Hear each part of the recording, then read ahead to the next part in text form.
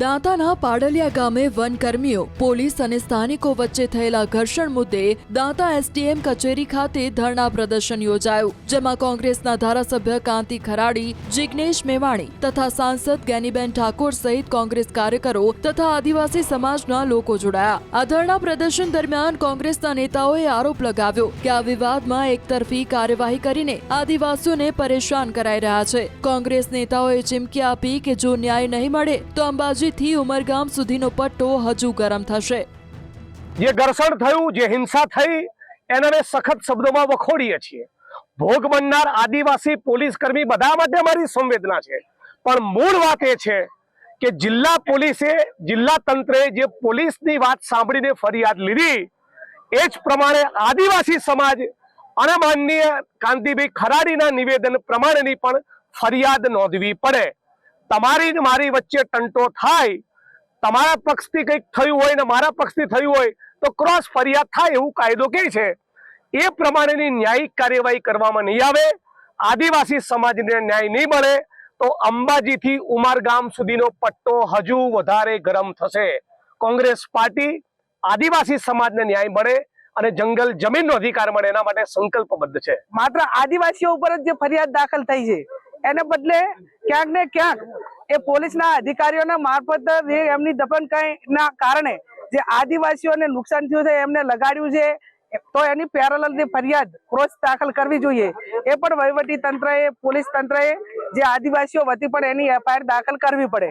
આવનાર સમયની અંદર આદિવાસીઓને અને જ્યાં પણ અન્યાય થાય છે ત્યાં ન્યાય નહીં મળે તો કોંગ્રેસ પાર્ટી એમને ન્યાય અપાવવા માટે કાયમી લડી છે અને આવનાર સમયની અંદર પણ લડશે। અને આના માટે પણ જ્યાં સેન્ટ્રલ ગવર્મેન્ટમાંથી કરીને વહીવટી તંત્રમાં જ્યાં દંડ દોરવાનું હોય ત્યાં દોરીને અમે એમની સાથે છીએ।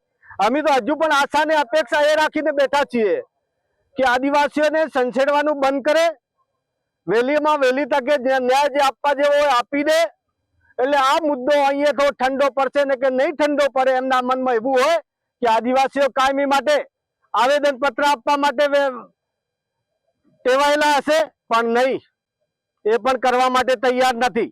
આદિવાસીઓ અહીં આવશે, 1 કે 2 કલાક બેહીને ધરણા ઉપરથી ઉભા થઈને જતા રહેશે, નહીં એ પણ સંમત નથી। અમે જ્યાં સુધી ન્યાય ન મળે ત્યાં સુધી અમે બેહવા માટે તૈયાર છીએ। આદિવાસીઓને સંછેડવાનું બંધ કરે ને જો આદિવાસીઓને સંછેડ્યું તો કોઈ દિવસ અમે જપીને નહીં બેસું।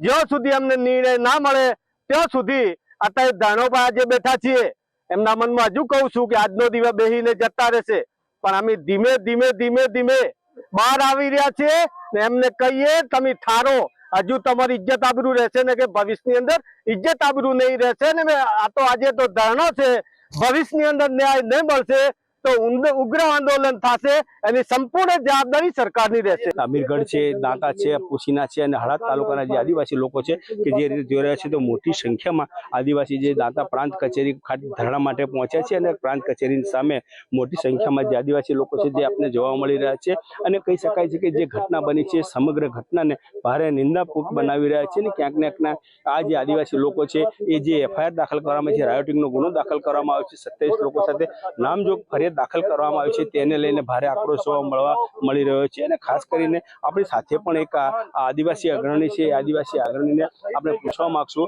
કે આ જે ઘટના બની છે ઘટનાને લઈને આજે પ્રાંત કચેરીએ પહોંચ્યા છે, શું માંગણી રહી છે અને શા માટે આજે આ પ્રાંત કચેરી ધરણા માટે પહોંચ્યા છે? જે સક્રીબેન જે પાડળિયા ગામે 13 ડિસેમ્બરના રોજ જે ઘટના બની છે, માનવ અધિકારોનું જે હનન થયું છે, જે સરકારના રૂએ જેને લઈને અમે આજે સક્રીબેનના જે કાર્યક્રમમાં અમે મોટા આદિવાસીઓ સૌ મળીને અમે આજ રોજ જે પ્રાંત અધિકારીને કચેરીએ વધારેલ છીએ, એમાં અમને અમારા અધિકાર મળે અને જે અમારા વિરુદ્ધ જે એફઆઈઆર દાખલ થઈ છે એ પાછી ખેંચવામાં આવે એ જ અમારી અપેક્ષા છે। અને વધુમાં જો અમારી એફઆઈઆર પાછી ખેંચવામાં ના આવશે તો અમે આ ધરણામાંથી ખસશું નહીં। અમે જ્યાં સુધી અમારો ન્યાય ન મળે ત્યાં સુધી અમે ખસવામાં ના આવશું। ચોક્કસપણે બીજા પણ આપણી પાસે આદિવાસી છે એને પૂછો આજે શા માટે આવ્યા છે અને શું કહેવા માંગશે? આજે અમે દરેક અમારા આદિવાસી સમાજના આગેવાન તથા અમુક પાર્ટીના હોદ્દેદારો પણ આવેલા છે. અમારા સમાજના જે છે, અમારી લડત એવી છે કે 2006 મુજબ અમને જે હક મળવાના હતા એ હક પણ સરકારે અમને આપ્યા નથી અને અમારા જે સક્રીબેનના જે વિધવા હતી એમનો કૂવો અને ઘેર તોડી પાડ્યું છે, એમને ન્યાય ના મળે તો અમારી એવી રજૂઆત છે કે પ્રાંત અધિકારીને કે અમે ધરણા કરવાના છીએ જ્યાર સુધી અમારા આદિવાસી ઉપર એફઆઈઆર થયેલી છે જે 27 જણાના નામ દર્શાવ્યા નથી એ લોકોની એફઆઈઆર સરકાર પાછી ના ખેંચે ત્યાર સુધીનું અમારું આંદોલન છે. આવેદન એ બધું બંધ. હવે અમે ધરણા કરવાના છીએ જ્યાર સુધી અમારા લોકોને ન્યાય ના મળે ત્યાર સુધી અમે અહીંથી મામલતદાર કચેરીથી ઉભા થવાના નથી.